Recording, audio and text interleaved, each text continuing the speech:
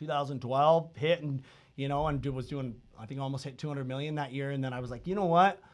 I need to start getting into purchases. I was doing all refinances. And I was like, if there's one thing I remember all my mentors telling me is purchases are annuities, refinances come and go, because I don't care how good of a loan officer you are. If interest rates jump 2%, nobody needs to refinance. I mean, you do you're going to get your divorces that need to do cash out, or somebody needs to pull out money for college, but it's such a small percentage of the population. Right.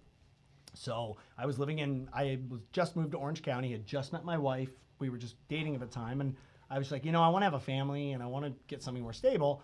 So I'm going to start, looking at potentially getting into purchases. And I was like,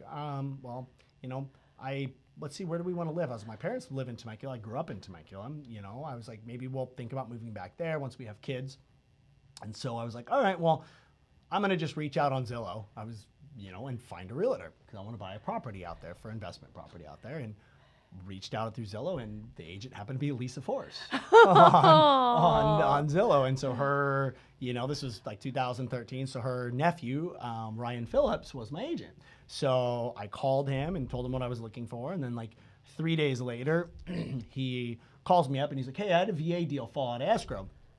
He's like, I think it'd be a great property. It's, we can buy it. I got sales prices 20 grand less than the VA appraisal. And I was like, yeah, VA appraisals are really conservative too. So this is awesome. He's like, do you want to, I think it'd be a great rental property. It was over in Red Hawk. And I was like, okay, how much is it? And he's like, it's whatever, it's 300 grand. At the time back when you could buy houses for 300 grand. Yeah. Remember Miss that? those days. Miss it. Yeah. 4-bedroom, 3-bath for 300 grand. Where's the time machine, man? Gosh, I know, I should have bought more. Yeah. And I was like, okay, send me over the details. And he's like, okay. I was like, send me over the appraisal. I looked at it, called him back. I was like, all right, cool. 10-day cash offer and I'll close on it. He's like, okay, cool, whatever, writes the offer.